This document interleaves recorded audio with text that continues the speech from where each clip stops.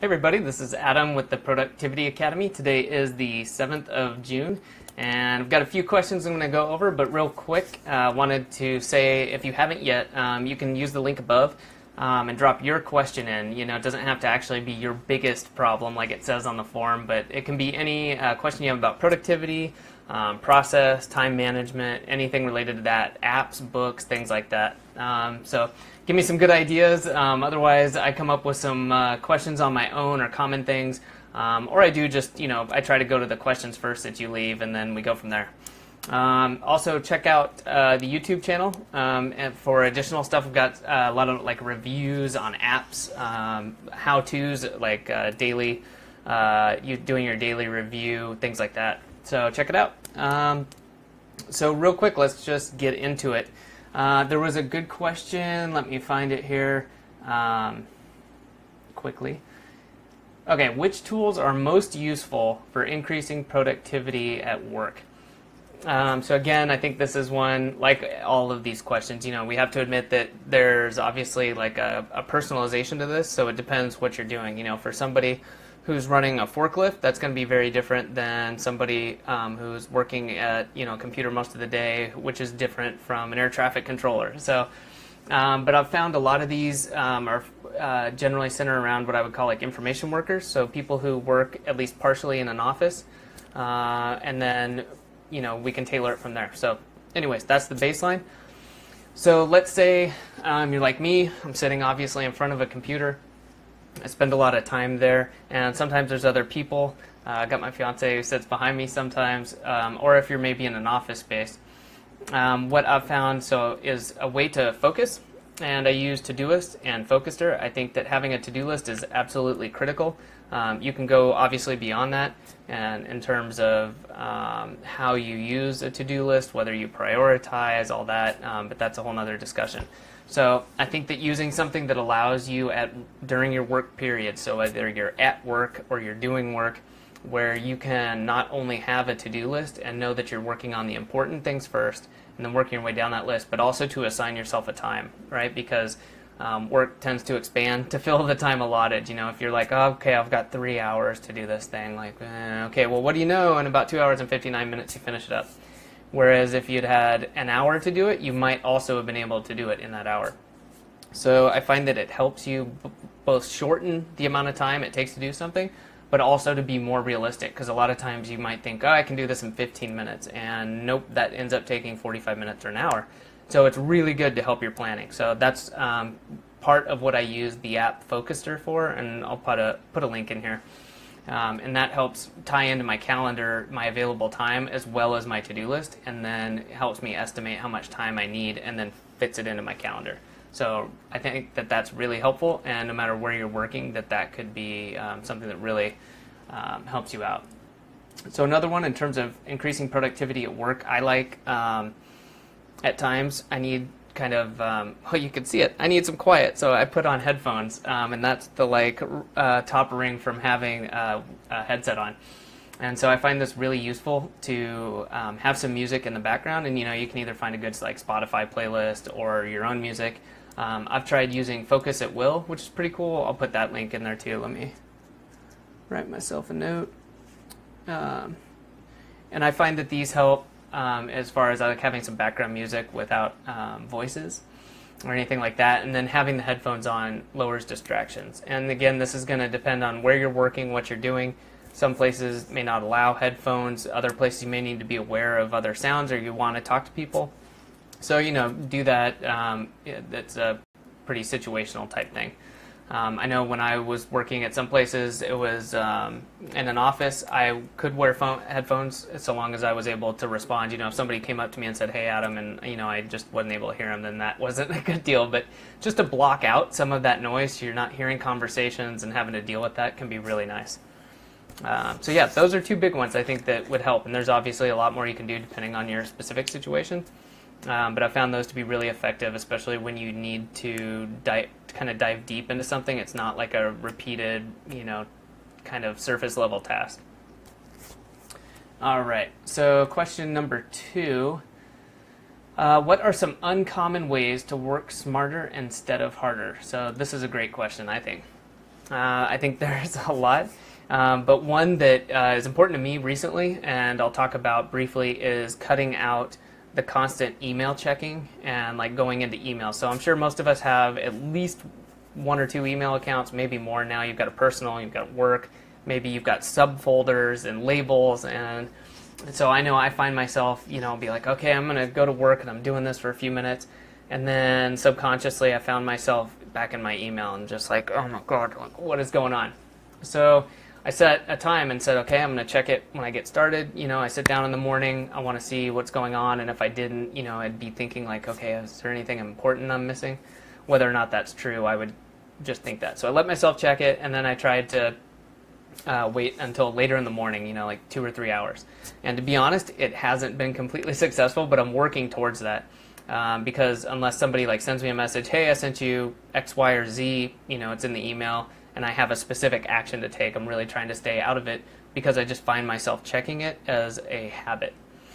And instead of, there actually being a need for it. And one way I found to do that is to either not keep that tab open. So if you're using a browser, then you can just close the tab or minimize it. You can also use an app. I tried using Shift, and I'm using it right now. It's kind of cool. It's its own app you can run in Windows or whatever, Linux, Mac OS. So that I think is good. It lets you literally get it out of your site, and so you're much less likely to just kind of drift over to it.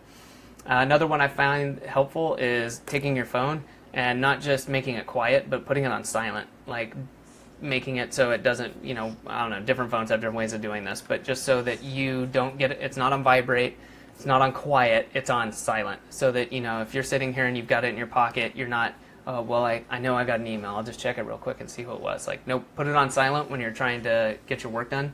And again, if you need to check for one specific thing, you can do that, but that way you're not constantly distracted. And then I touched on this at the beginning, but set a time. I think it's unrealistic to say, for me, like, I'm not going to check email, until the end of the day. It's just not going to happen, and I'd probably be behind on a lot of stuff. So I think, start off with some really realistic times, and then, adjust as needed. You may find that, okay, in the morning I'm getting a lot of really critical information, and it really helps me out later in the day if I respond to these quickly. So maybe in the morning I check every 30 minutes.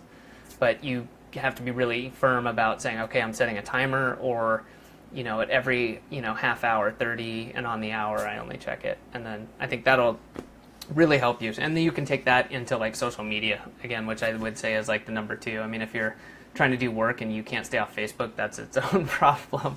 I mean, that's not productivity. You just need to work on not doing that. So, all right. And let's see. There's one more question I wanted to touch on, and it is, where did I put it? Oh, here we go. So what are some time management tips or some little hacks I can try to enjoy my time on the weekends? This is another good one. I think that there's, again, a lot of choices you have, but I have a few that I've actually started implementing over the past few months, and I do it generally during the day, but because it's a daily thing, it happens also at the end of my week, so it kind of helps me through the weekend. And so part of that is doing an end-of-week wrap-up, and so this for me is just a daily thing at the end of the day. And give all credit on this to Cal Newport. If you haven't read the book Deep Work, I'll make another note here. If you haven't read this, check it out. And end of day article. So basically at the end of your day, you're doing that shutdown procedure, and you're saying, okay, let's go through my calendar. What's coming up? For me, I don't need to go 2 weeks out. I think Cal in his article said he goes 2 weeks out. For me, a day or two is fine, just to be like, okay, here, I now know what's coming up tomorrow. And then maybe a quick scan of the next week. Just like, okay, yep, everything's looking, I'm not forgetting anything. And then going through, do you have random Post-its that you need to take care of and put them into your notebook, put them into your to-do list. Take care of those, get your stuff sorted, and then you say, I'm done. Whatever it is, you're just, okay, I'm done. I've checked everything. I know that there's no Post-its over here, right? I've got no outstanding emails that I had to respond to. There's no random stuff. So you take care of that, and it could take as little as 5 or 10 minutes. And then, you can choose to say or not, I'm done. All right? And I think that'll help, because a lot of times we get so busy that we forget to just kind of shut down and say, okay, no, I have checked everything. And then when you go home, you can say, you probably will, like I do, start to think about something and be like, wait, did I do that? Say, no, I did this, procedure where I go through and I put everything in its place. It is fine, and I'll deal with it tomorrow. So I found that to be really good. And as obviously as a part of that is reviewing your calendar.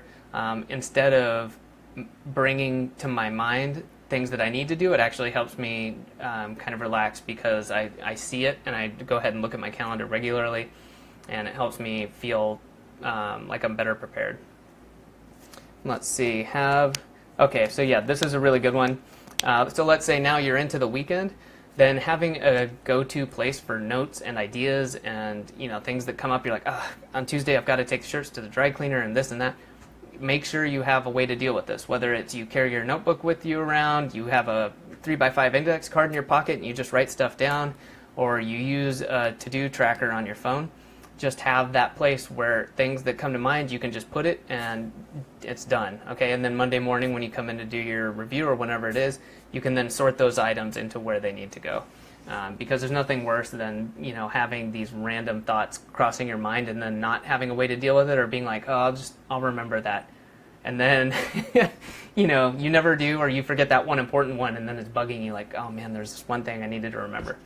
So make sure you have a place to put ideas or tasks that you have over the weekend or your time off, that you can then deal with them later. So having that one go-to place is really important.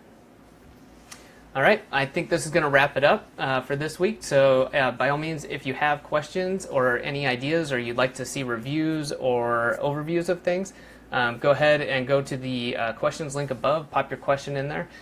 You can do that anytime during the week. That link always goes to the questions forum, so feel free to just pop it in there, and I will answer them live every week. All right, thanks everybody.